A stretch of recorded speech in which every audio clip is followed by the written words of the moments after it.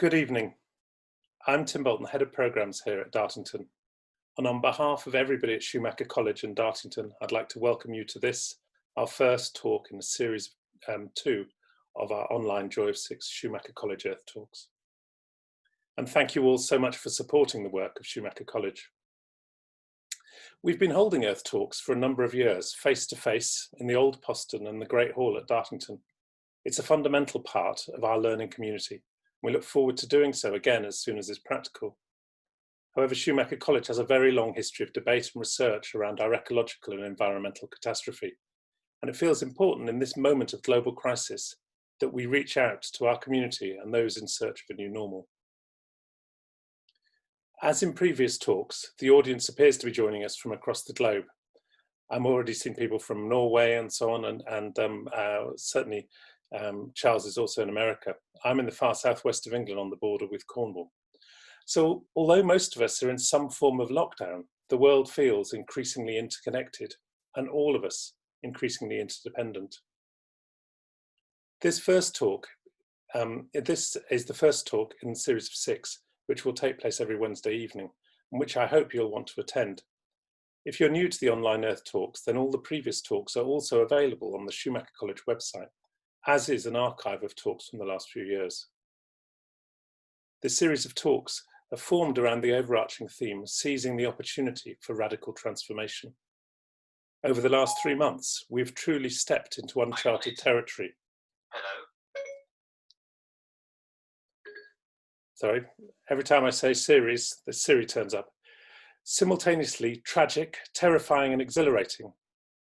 Through COVID-19 and more recently the murder of George Floyd and the international Black Lives Matter response, we've witnessed both some of the best and the worst that mankind has to offer. And the divisions in our societies have been brought into sharper focus.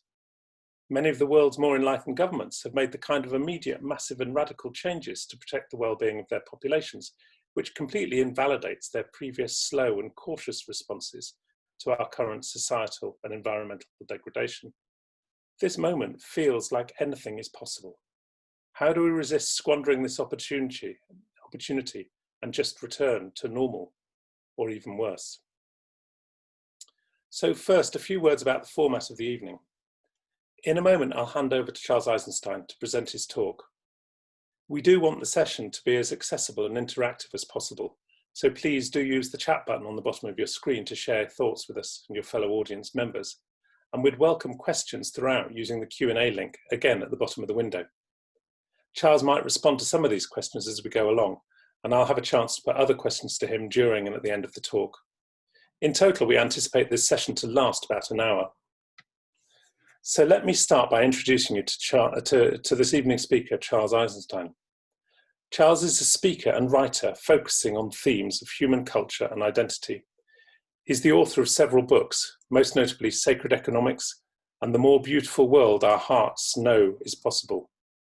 His newest book, Climate, A New Story, and the very recent long-form essay, Coronation. His background includes a degree in mathematics and philosophy from Yale, a decade in Taiwan as a translator, and stints as a college instructor, a yoga teacher, and a construction worker. He's the father of 4 and currently writes and speaks full-time. And tonight he's speaking to us from Pennsylvania. So welcome back to Schumacher, Charles. Oh, hi, Tim. I'm so happy and grateful to be back at Schumacher. Brilliant.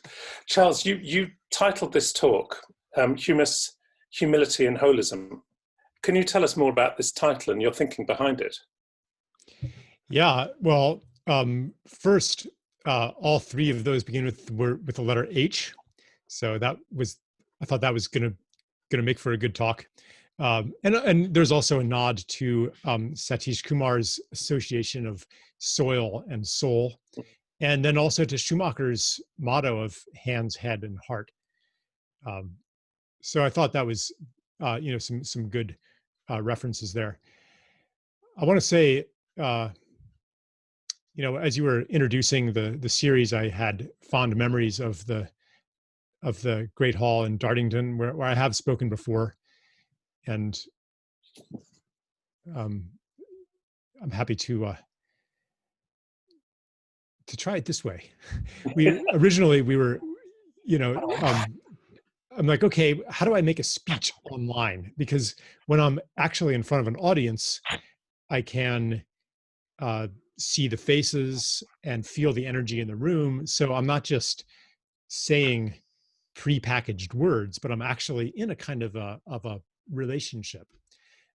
So that's why I asked Tim to at least like start me off, Yeah. asking me about this title. So yeah, so most people probably know that humus, which is associated with soil, and humility share a common root, the root of soil. And today in our time, underneath all of the seemingly intractable crises is a crisis in humility, or you could say maybe a crisis of arrogance, where our civilization has believed itself to be in possession of the truth, or at least the royal road to truth, and the correct, accurate knowledge of how to administer a society, how to administer a planet. This certainty, this confidence has been under increasing strain over the course of my lifetime. From a time, so I was born in the late 60s, at a time when it still looked like the onward march of technology and progress and democracy and reason and science was going to create that more beautiful world our hearts know is possible. Like we knew the way to get there. And there were many words for this program. It could be called progress. It could be called, when it was applied to other countries who weren't living according to that way, it was called development. Even evolution. There was a kind of inevitability toward this ascent of humanity. And as our utopia has receded into the distance like a mirage on the horizon, even as we exert increasingly strenuous efforts to race to that mirage, it always is just as far away as it ever was. A world without violence, a world without strife, a world without disease, a world without poverty, a world without racism, a world without war. The perfect society that we were supposed to be able to engineer. Yeah, Fukuyama's Death of History seems an awful long time ago now, doesn't it? It does. Yeah. Yes. So yeah, the ecological crisis, for example, has punctured our surety. The decline in public health that has especially afflicted your country and mine over the course of our lifetimes. We were supposed to be much healthier in the grand futuristic year of 2020 than we were in 1980. But really the opposite has happened according to many measures.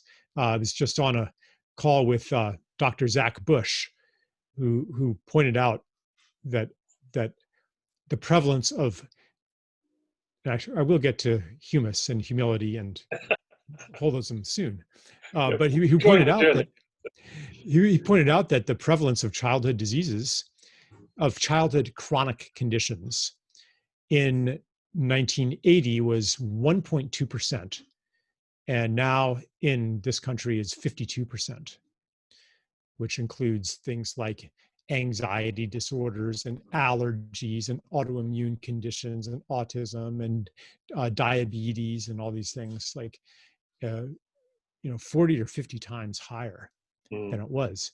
And this is before COVID. It's not like all of a sudden we were healthy and everything was getting better and better, and this affliction came from the outside and brought us to our knees.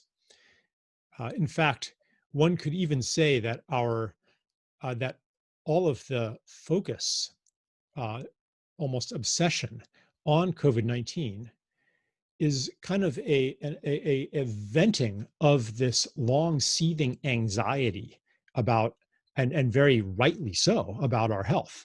And now finally, here's something that we can actually be afraid of. Here's something where we can pin it on a causal agent.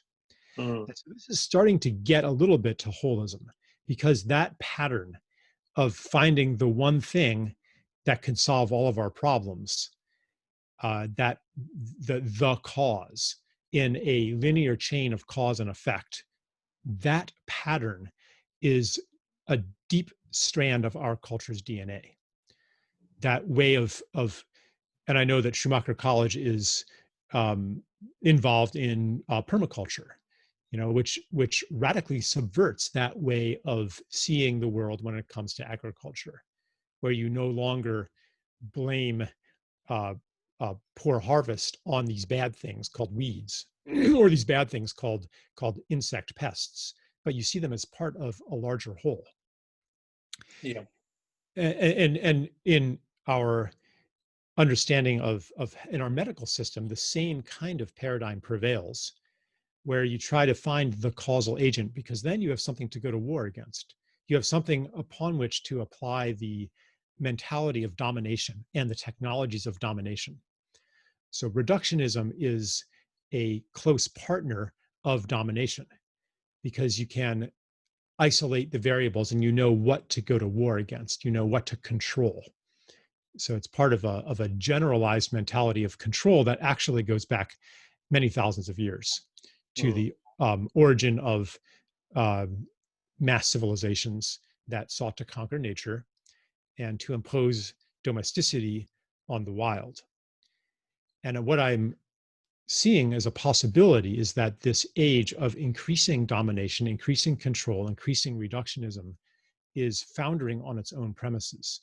And perhaps we have an opportunity here to move on to a new or a next, it's actually not new, it's very ancient, but let's say a next paradigm that is no longer based on domination, control, reductionism, separation, but embodies the understanding of ecology, of relationship, of holism.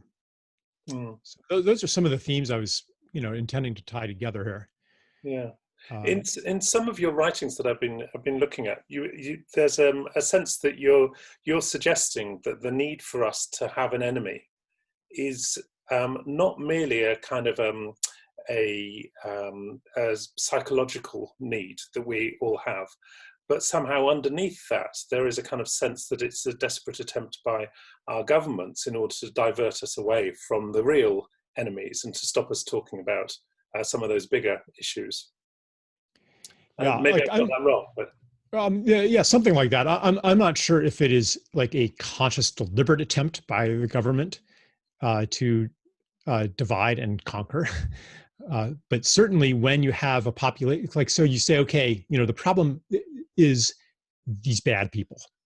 So left then understands that the bad people are on the right understand that the bad people are on the left, and they go to war against each other. So that's, if you want to divert attention from the deeper matrix of causes and conditions that give rise to the society we have today, that's a really good way to do it. You present a false devil and invite, and even the idea that bad things happen because bad people are doing them. Even that idea, once you've seeded that idea, the polarization, the information warfare, of our society today is kind of inevitable. And so what does that distract our attention from? It's the actual conditions that give rise to the bad behavior that we then blame on bad people or bad parts of ourselves. So for example, greed is something that most people on the left, and I do consider myself to be on the left, identify as like one of the big causes of our problems today. So here's a bad thing. Okay. Well, what causes greed? Why is it that we humans, we are bad, that we're nature's big mistake, and Earth would be better off without us because we have this bad thing that maybe we can overcome through a kind of self-conquest that mirrors the conquest of nature? like you can see how that mentality isn't so different from Roundup. Yeah. And instead we could ask, well, why are these weeds coming up all the time?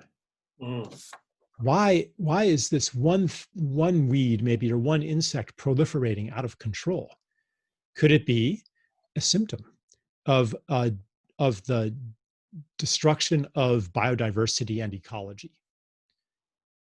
In fact, that is what's happening. Weeds, by their nature, they colonize and establish themselves on barren, ruined ground very quickly to hold down the soil, to restore the mycelial networks, to make it a fertile ground for the next wave of species to come in and eventually restore biodiversity. They're not a bad thing. They're a symptom of conditions. So what might greed be a symptom of? And I think that it is also actually coming from a kind of reduction of biodiversity or of social diversity, or a simplification of our social ecology, where human beings no longer are in these complex, intimate relationships with community and with place and with nature, with other beings, but are relating to the world through money, through markets, through technology. Here we have a little wisp of a connection, but our connection is very one-dimensional. Like, I don't know anything about your grandparents, Tim. I don't know anything of your story and why you wear glasses, and do you have children, and what kind of clothes do you like to wear, and are you kind to strangers, and all these things. I don't know anything about you. I know nothing of your story, and you know very little of mine except what you read in my bio. And we don't have people in common reference points, and we don't have places in common. We can't refer to that hill where everybody knows that, Sally and Tony fell in love, and that pond where Jake's uncle fell through the ice, and like all of these in an indigenous culture, these stories, these landmarks are even woven into the language and woven into the thinking. So bereft of all of that, we are so insecure. We don't know that we belong here. So of course we seek to fill that void with the objects of greed. We seek to recover that lost beingness. And greed is endless because no amount of money or possessions can actually meet those needs for connection and relationship. And then we turn around and blame the symptom as the cause. So that's just an example. This is maybe it's like a bit of a psychological example, but it also has a social dimension and a political dimension. And it absolutely cuts right to the heart of the holistic that's in the title of the talk as well. I'm really interested, though, that you highlight greed as being the symptom, not the cause. But I suppose it's difficult to imagine how we do solve some of the problems without trying to change the cause in order to be able to deal with the symptom, because that symptom ultimately will drag us over the edge.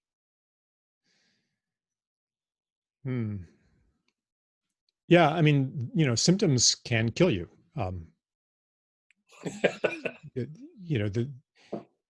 A fever can kill you even if it's just a symptom of something else. So there maybe is a time to take down a fever. But if you understand a fever as a symptom, or even as a response of the body to something, and you understand in a holistic way the body as an organism and not as a complex machine, a complicated machine, then you're like, okay, why is the body producing a fever? There's an intelligence in the body. So maybe it's to suppress bacterial growth and activate the immune system. I mean, there's actually very good reasons why the body produces fever. And you take that down, exerting dominance over the symptoms, you're actually going to intensify the cause. And I think a lot of the wielding of guilt, the deployment of guilt and shame and calling out in our current political culture actually intensifies the cause. it worsens the cause. It worsens the feeling of not belonging, of insecurity, the fragile identities that we try to construct in the absence of deep, lasting relationships to people, place, and nature. It just intensifies, it exacerbates those conditions. So, then you go down a level of cause. Okay, what is the cause of the fever? Okay, maybe it's a virus, maybe it's a bacteria or a pathogen, which is the prevailing medical paradigm today. There's almost like a relief, actually, when a disease comes along that you can identify as being caused by a pathogen, because the real pandemics of our time are not contagious diseases. The real pandemics of our time are autoimmunity and allergies, but mostly the various kinds of immune disorders, which are not some attacker coming in from the outside, but they are the body attacking itself, or the body not recognizing itself, or some imbalance, some misperception on a bodily level, which actually mirrors the human misperception, or at least the dominant civilization's misperception of nature as something else, of the planet as or the rest of life as something fundamentally separate from humanity. And something which isn't living, effectively, as it, is right. the dominant theory. Right. And so this othering of the world mirrors the othering of parts of ourselves, because actually the world is part of ourself. This is the emerging paradigm, the emerging understanding that humans and nature, I mean, how can I say it without sounding like a cliche? Humans and nature are not separate. That what we do to the world, we actually do to ourselves, which is not necessarily so simple as we complete the destruction of the Amazon and we're all going to die because of climate change. You could imagine a world, and I do imagine it in my nightmares, where we've laid waste to the entire planet and turned it into one gigantic parking lot and strip mine and garbage dump, and live all the time in personal protective bubbles, bubble cities, bubble suits, manipulating the atmosphere with carbon sucking machines and bleaching the sky white with sulfur aerosols and all kinds of things like that. Like the whole world becoming one big engineering project, and we're fine, at least in every measurable way. Our survival is preserved with the death of the Amazon, but something in us has died. If we do that, we've become poorer. With every extinction, something dies in ourselves. We become less. And another relationship that is actually part of our unfolding, part of the completion, the fulfillment, shall we say, of the human being, is cut off. Yeah. Every like there are really the fulfillment of the human journey would be to come into relationship with everything in nature. And that might take thousands of generations, but science is a part of that. Science is a way of extending our purview so that we can appreciate the wonders of life. That's what it's actually for. It's to bring us into greater and greater wonder and more relationship. Anyway, I'm getting super philosophical here, but just to say, underneath the virus is the cause, or bacteria is the cause. Well, okay, why would the body invite in perhaps these viruses or these bacteria? Are they are they opportunistic, just like a weed? And the weeds are always there. There's recent research I looked at about how all these dreaded viruses are actually present in most human beings. Like you harbor HIV, you harbor probably COVID, you probably harbor, what was some of the other ones? What's it called? Drawing a blank now. Anyway, all these viruses, they're there, and they're waiting for conditions for them to proliferate. And those conditions could be the chemical, psychological, electromagnetic assaults that we get living in this society. Not to mention the depletion of our body ecology through antibiotics and other chemicals. So this is like a level of cause that earlier in your introduction, you mentioned, enlightened governments in the world are doing a pretty good job responding to COVID-19. I'm not really sure if there are any. Maybe in Africa, actually, there are some that I think are operating. And this is like not even part of the conversation as far as I can tell. In the, again, highly polarized debate about COVID-19, not a lot of people are talking about Africa and their herbal response, like the herbs that they're using to respond to COVID-19. Why are they not part of the conversation? Does it have something to do with, the racial stereotype of backward Africa? I don't know, but anyway, I don't think that many of the governments that we usually talk about are actually responding to it on anything like a holistic level. So. No, and if I sounded like I might be giving them praise, it was faint praise. I think the thing that I'm absolutely fascinated about is a group of governments or organisations that absolutely acknowledged the potential climate crisis we're moving into, or we're in, but said that it's something we're going to have to do over the next 50 years or maybe longer, or we might sort of take a little bit longer still, but suddenly faced with this have managed to turn their economic models completely on their head. They've managed to move through a whole raft of legislation that would have taken them tens of years historically. And that seems to me like a really fascinating moment. They have evidenced massive changes possible. And quite how they put that genie back in the box is one of the things I'm fascinated by at the moment. Yeah, I mean, that is significant. The fact that we could implement such dramatic change in such a short time, it kind of puts the lie to any claim that, that's not realistic to totally change our global system in order to protect the environment. Like, we couldn't do that. That's impractical. Well, actually, we could if it were important enough to us. If we had agreement, I mean, the lockdowns and quarantines and so forth are happening because there is pretty broad-based agreement from the elites, the political classes, all the way down to the general public, that this is necessary and that this is the important right thing to do.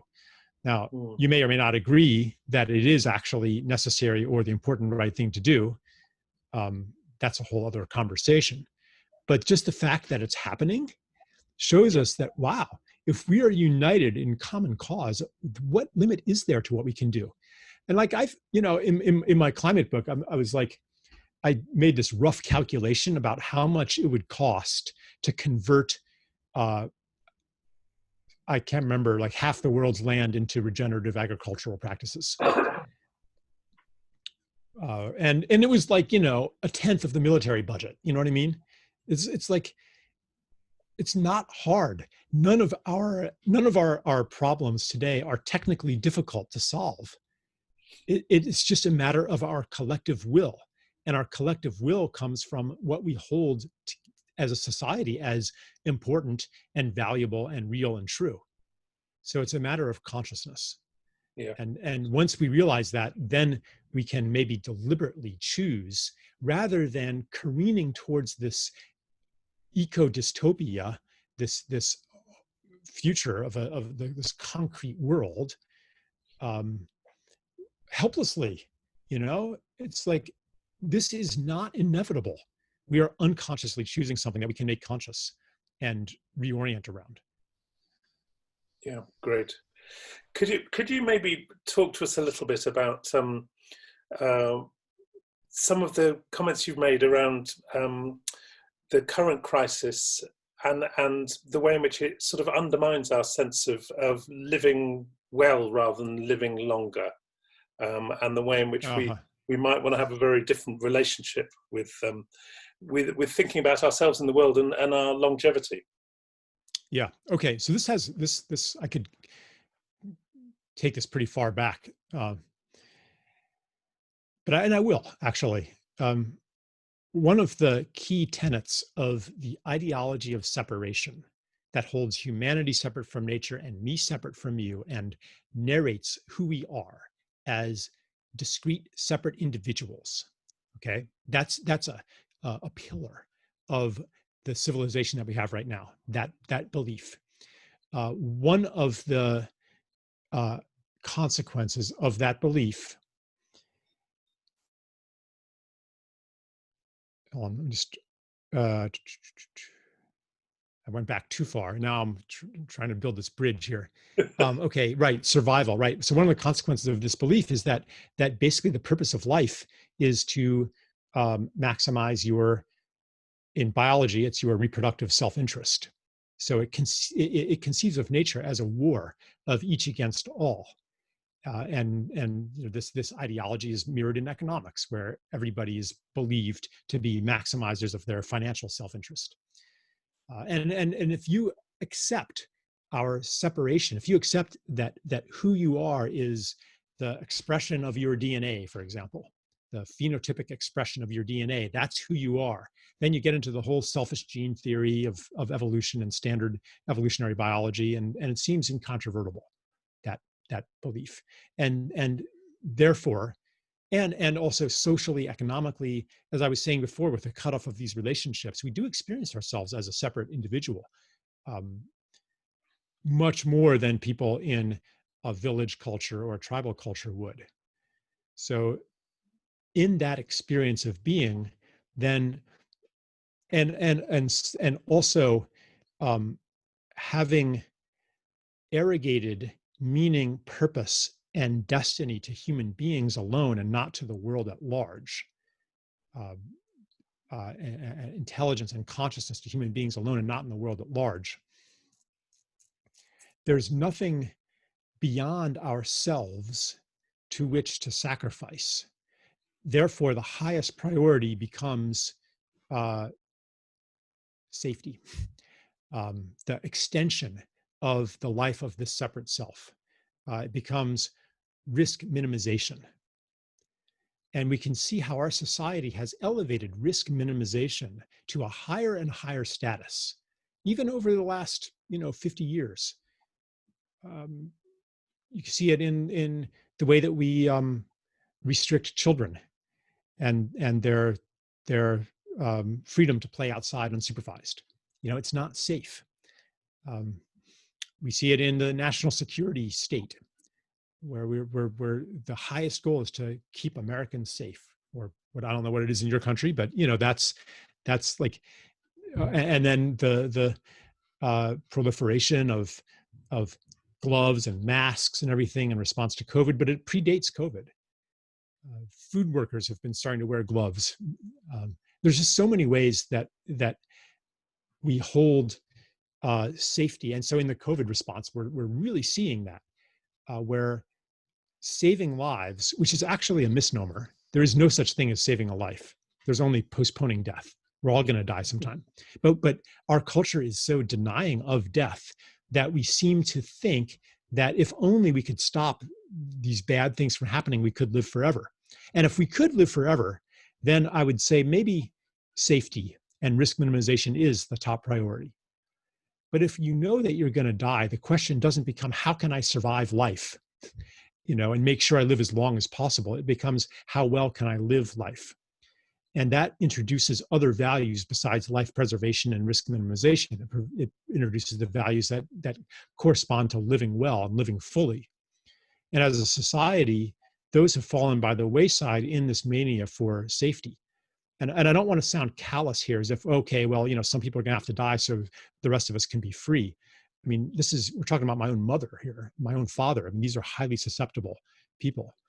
But I asked Mom, actually, I was like, Mom, if it keeps you a little safer, do you want to permanently end festivals, concerts, weddings, funerals, parties, dances, yoga classes, et cetera, et cetera.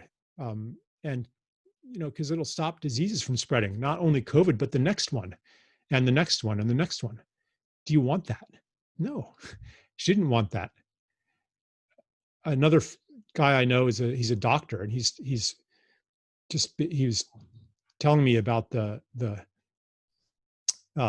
spike in elderly people who stopped eating because they are so isolated and so depressed. So this is a question of competing values and what do we hold sacred? And fear is dictating to us that we lock down and quarantine and isolate and socially distance forever. And maybe we can go back part way, but as I said, now it's a new swine flu is coming, and coronavirus could mutate, and so ultimately, when we realize that this is not temporary, and that in fact it is the crystallization of long-standing trends, then we have to ask, what are we really choosing here, and what are we sacrificing on the altar of risk minimization? How do we want to live? And a lot of it is coming from the denial of death. Yeah. When we really embrace that, everything changes. Yeah. Yeah. I suppose that there are two questions I'd like to ask. So one in a moment maybe is about trying to find ways to secure a better quality of life. But I'm also really struck by, certainly in the UK, we have a thing called SAGE, which is a group of scientists who are basically, not basically, they come from a wide range of backgrounds, but predominantly are virologists and epidemiologists.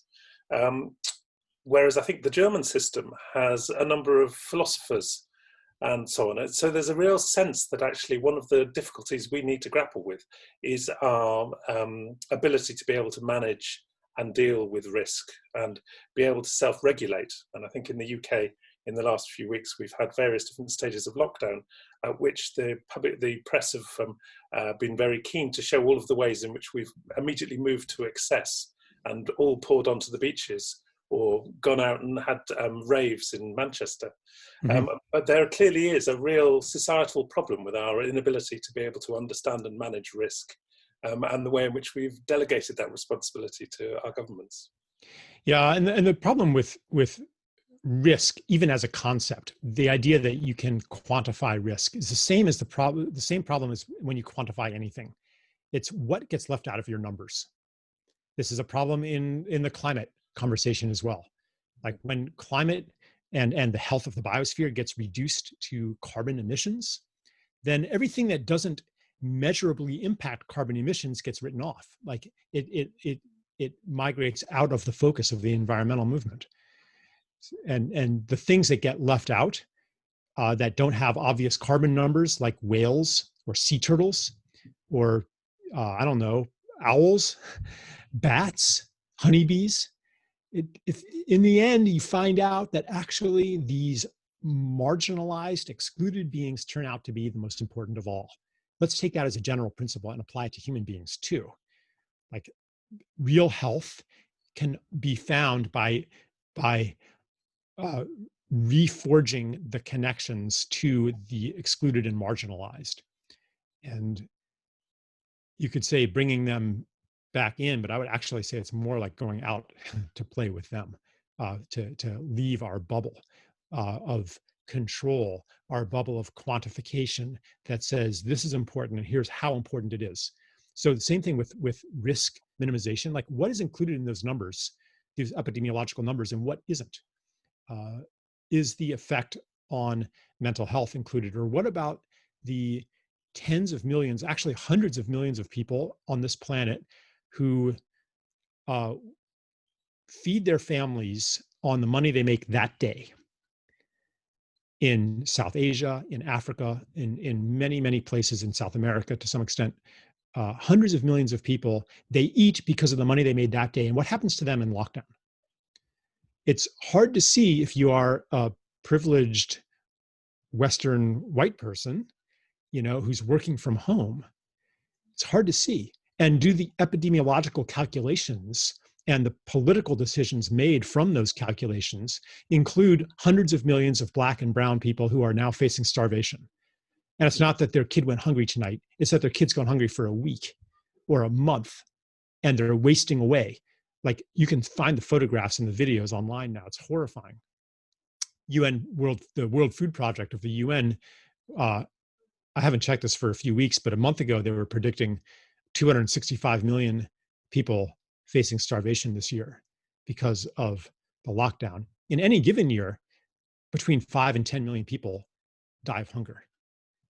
Like, that's already 10 times, 20 times more than have died from COVID-19.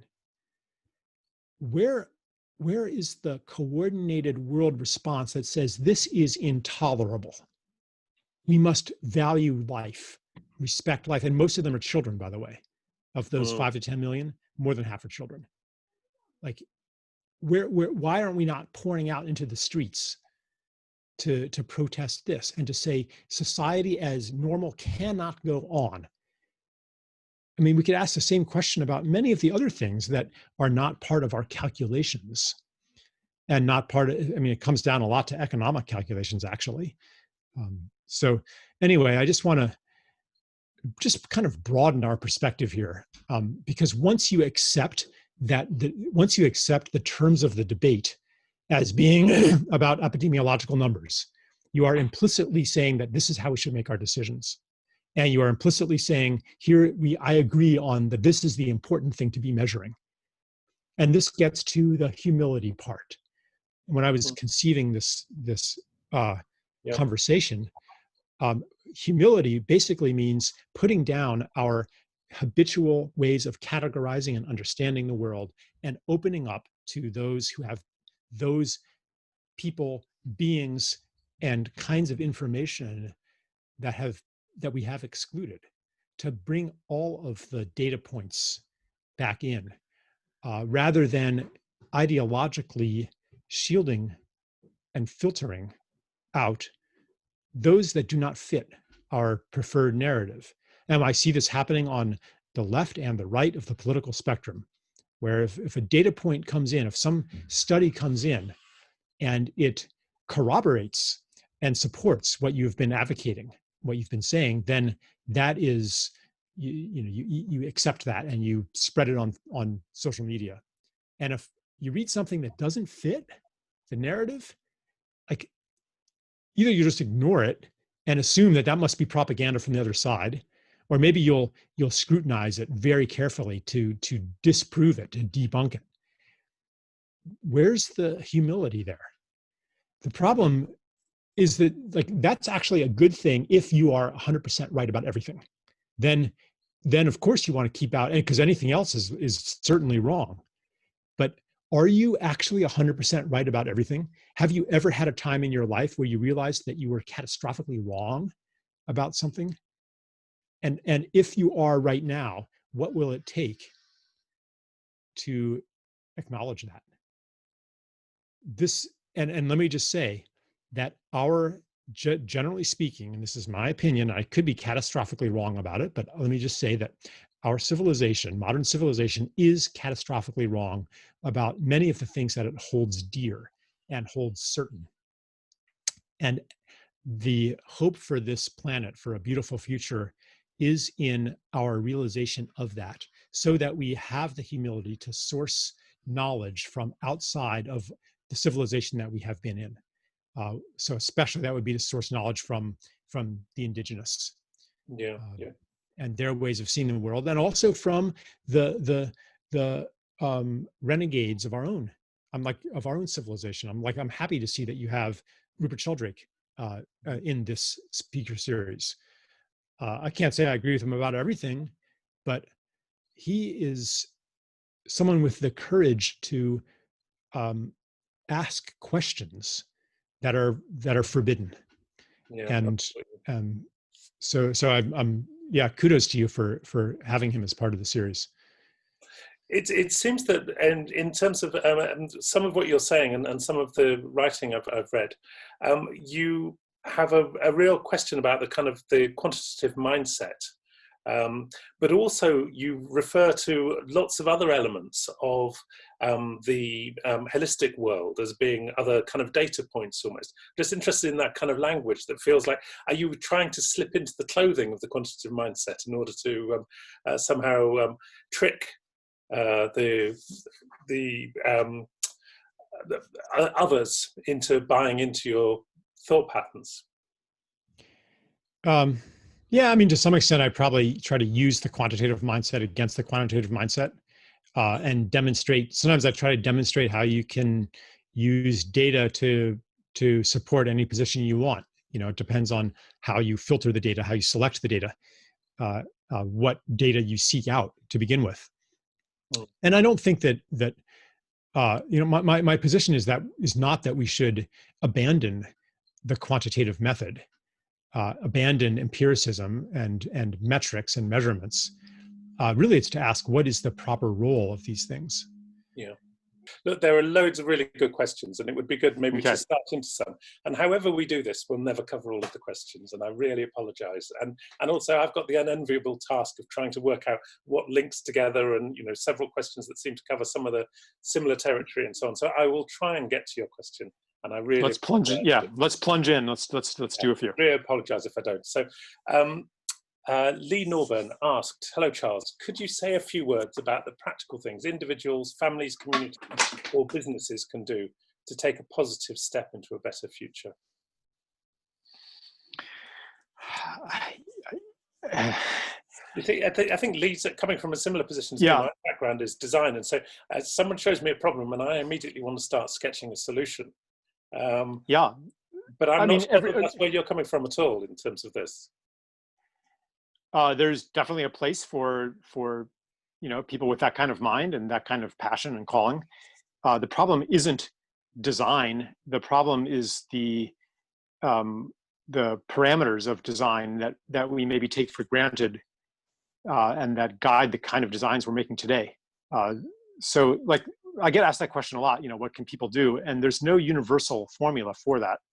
It's that as we open to a broader data set, as I was calling it, a broader spectrum of information, and let in through humility the things that were outside the bounds of what we thought we knew for sure, which corresponds to a spiritual or inner opening process, then we know what to do.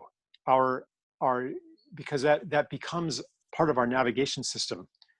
And so for one person, it might be to, you know, start designing composting toilets rather than whatever you were designing before, fracking wells, you know, or for somebody else, it might be to bring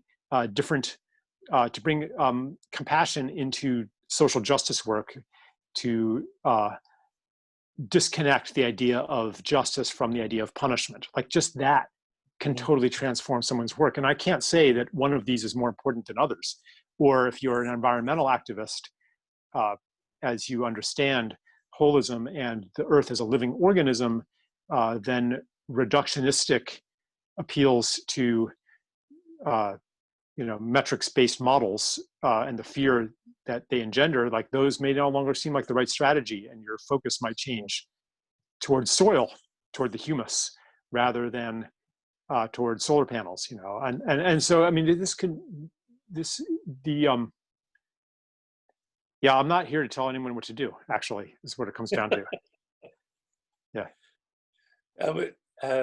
Sihan asks, Charles, can humility be thought? And I wonder if it can also be taught, but can it be thought? Yeah, you know, I should be careful to mention here that I don't think humility is something that we can actually aspire to and achieve. It's fundamentally not an achievement. It's something that happens to us. So I'm not actually telling people to try to be humble. It's something that comes as a gift. Often that gift takes the form of humiliation, which is that which brings humility. And very few people actually seek out humiliation. And I'm not asking you to. But by acknowledging its importance and pointing to the limits of our knowledge and the consequences of our pretensions to certainty and the mechanisms by which we maintain that, humility will come to us. So perhaps the best thing to do can it be thought? I would say it's more about giving our attention to that part of ourselves that is okay with not knowing, that part of ourselves that is curious and that wants the truth so much that it will sacrifice vanity, the appearance of knowing, the appearance of being right, because truth is even more important. Really, humility is a side effect of devotion to truth. And if you touch that part of you and celebrate that part of you and know that it is part of you, then humiliation process is set in motion. Thank you. Thanks so much. There's one here from an anonymous attendee. Says, a 23-year-old from Ireland here, enjoying this talk immensely. I'd be interested to hear Charles's thoughts on how to bring people, especially younger people, into acceptance of death in an ethical way when mainstream culture has arguably left people without sufficient tools or supports for being able to accept this perspective. Are there interventions that can help people through this existential awareness that could perhaps be scaled up for the masses? So it's from a keen psychology graduate. Yeah, beautiful question. I'm not so sure about the scaling up part, but I could say, I'm just moved right now to mention the work of Francis Weller around grief. And I know there are people in the UK also, and probably in Ireland, I don't know, who are doing this work of reconnecting to grief, which is in modern society usually pushed to the margins, and it's like something you do by yourself, crying on your pillow or something. Public grief is not very common anymore, but to feel the grief is to feel the reality of loss and to incorporate and to become friends with loss, of which death is one kind. Francis Weller says, everything you love, you will lose. And if we live in the pretense that that is not true, then we do not hold what we love as precious. And then you have, wow, your loved one is dying and you sure wish that you had seen how precious they were when you still had them there. Incorporating death through grief, becoming friends with death through grief, it helps us to live life fully and as it were precious. So maybe this 23-year-old young person could look into what grief rituals and grief programs and things like that are available that might be at least a little part of what you're seeking. Yeah, absolutely. I think I'm thinking as well about a poem, a Victorian poem, which I think is by Browning, but I can't remember, called something like On the Death of a Child, which effectively is around celebrating the life they had, not mourning the life they didn't have, and not mourning the time they didn't take up, but celebrating the space that someone occupied while they were here. And it had a profound effect on me at a time in my life when I needed to think about some of those elements. So. Catherine Macaretta asks, what other examples of things that we currently hold dear as a society do you believe we should revisit in order to evolve as a society? Oh, yeah. Some of them will probably be obvious to most people listening, such as the equation of GDP with progress or with social good. It could be the idea that, which is rapidly dissolving, that America is the paragon of freedom and democracy in the world. It could be that on a more philosophical level, that what is real is what you can measure. That is, what is real is what you can quantify. Those are a few examples on different levels. that the goal of life is, I mean, I mentioned before, to be safe or whatever, but also like to improve yourself. That progress comes through some kind of inner or outer conquest. It could be a causality that says change happens when a force is exerted on a mass, and therefore, to have a big effect on the world, we have to scale up. What about, a dear friend of mine writes and speaks about scaling down. Manish Jain, his name is. In fact, I think I wrote an essay on that, contributing to one of his books. But there, in fact, Rupert Sheldrake, who I mentioned before, who will be on, he offers a different theory of change that's not based on force, called morphic resonance. So that might be another example of one of these dearly held things, like how change happens in the world. That is pretty basic. What is cause? How does cause and effect work? So those are a few examples of what I'm talking about. No, that's great. Thank you. Another anonymous attendee says, on a practical level, do you have any guidance as to how we connect more deeply with ourselves, each other, and nature on a day-to-day basis? It would be good to get a fly-on-the-wall sense of how you personally and practically are cultivating a more holistic life. I don't. Too intrusive. No, it's not intrusive. It's just that I don't think I'm a very good example of that. I'm definitely not like offering myself as an example of how to live a more holistic life or to access other kinds of information.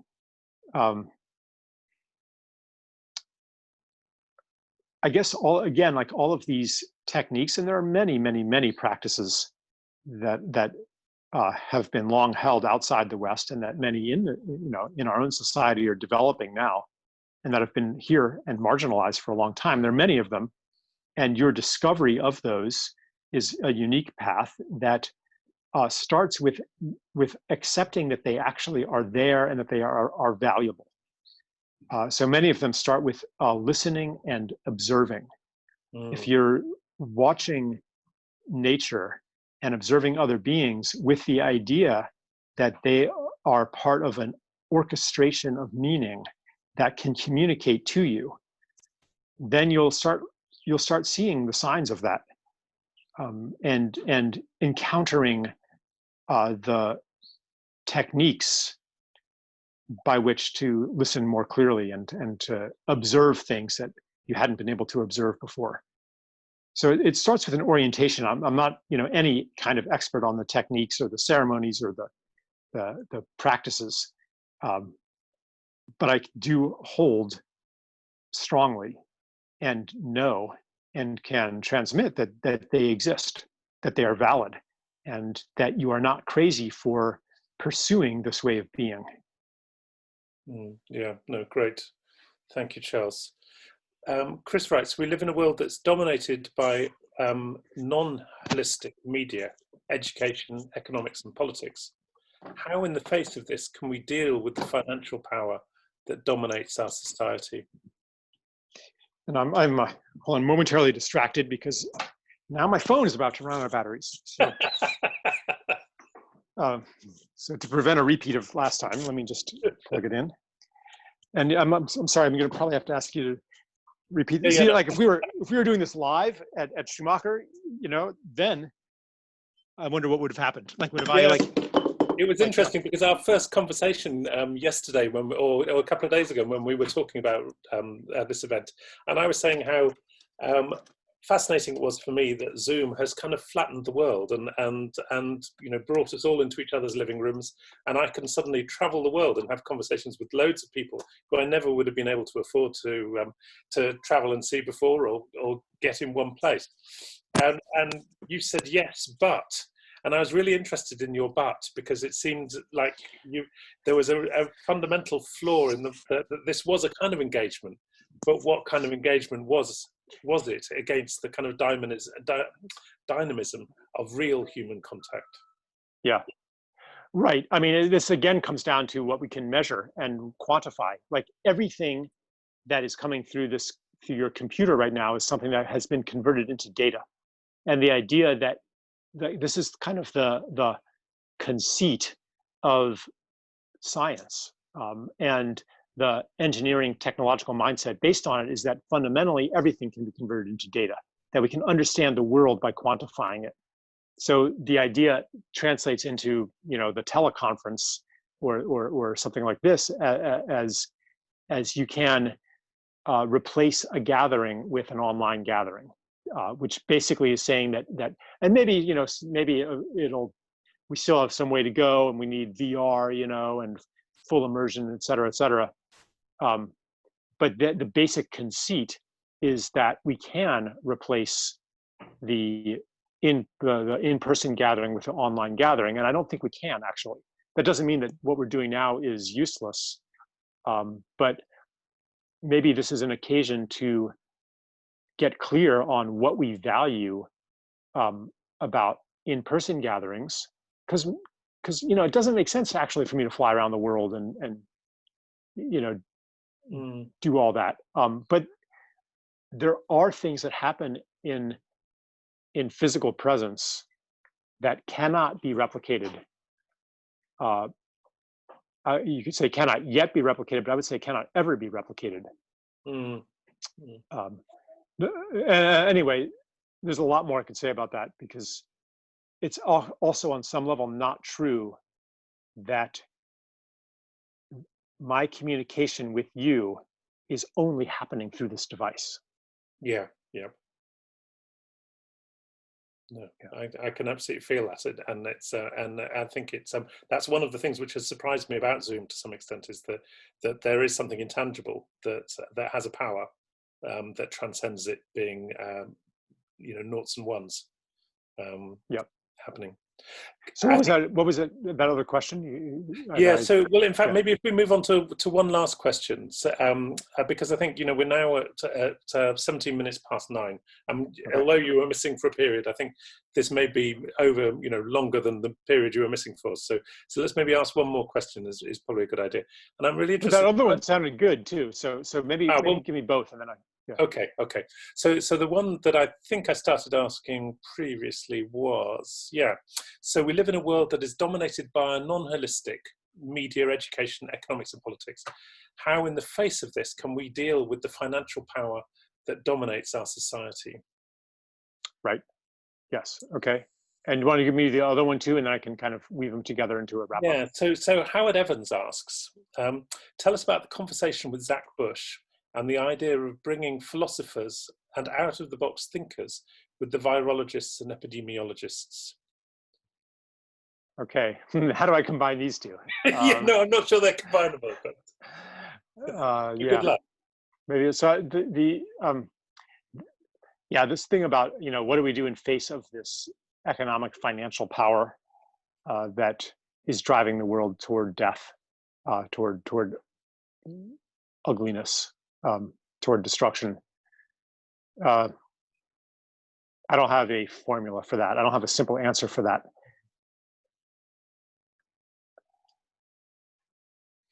So I think the Zach Bush conversation. I would just say one thing I look at is the underlying psychic matrix for this financial system. To ask what stories or what mythology it rests upon, and how therefore we undergird it with our habits. But this deserves a much longer answer than I can give at the moment. And as for Zach Bush, that conversation, he's already a dissident.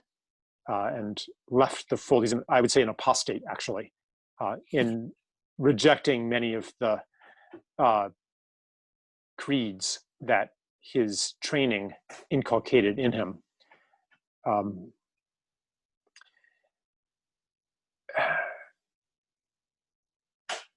It's hard to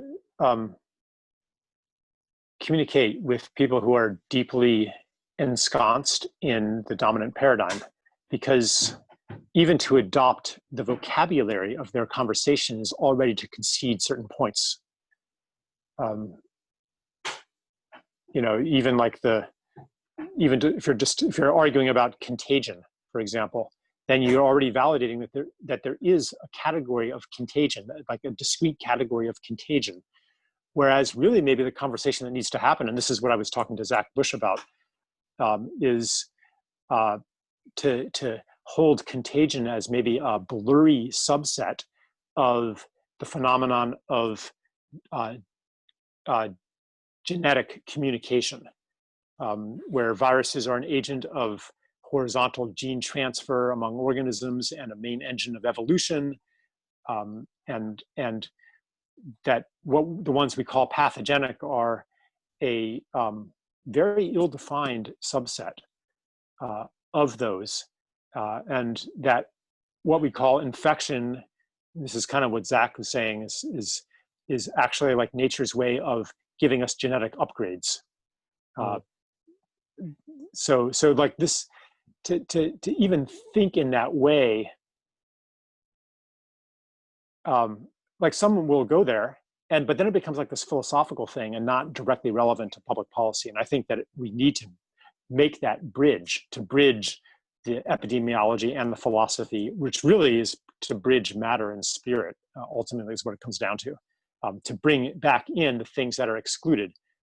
Spirit being defined as not some separate realm, but as those things that we don't know how to measure. Yeah. No, that's really good. Charles, can I just thank you so much for the talk this evening? I'm really sorry to everybody about the technical glitches that caused us to drop out halfway through, but such a valuable and insightful conversation that I personally have really enjoyed and wished it went on all night. But thank you so much. Yeah, it was my pleasure. Thank you. And I apologize on my end for the technical glitches, which were actually all my fault. That's fine. It's everything happens. So can I just thank you again for joining us tonight, everybody who's attended, and for supporting the work of Schumacher College. We have got 5 further talks in this series, and next week we've got Fritjof Capra talking on the theme of Gaia's lessons, which I hope you'll also want to attend. I hope Charles's talk has whetted your appetite, in which case I'd point you towards Charles's excellent books, as well as his website, which is charleseisenstein.org. And I think if you just Google Charles, you will find him. We have a number of short courses and MA programs, obviously at Schumacher College, which deal with very similar themes. And do please subscribe to our mailing list and follow us on Twitter for information on future events. This has been our 7th online Earth Talk, so we would love to have your feedback on how we can continue to improve. And also we'd love to hear about the issues, topics, speakers you'd like to see in the future. This talk, hopefully, we might do a bit of editing, so you'll never know that we had a glitch in the middle before it goes live next week, but this will be online hopefully from next Wednesday. So again, you can look back and recapture some of those thoughts. But thank you again for all of your comments, questions, and I really apologize we didn't get a chance to ask them all. So can I thank you again for your very active participation, and thanks once again to Charles Eisenstein. Thank you all, and good night.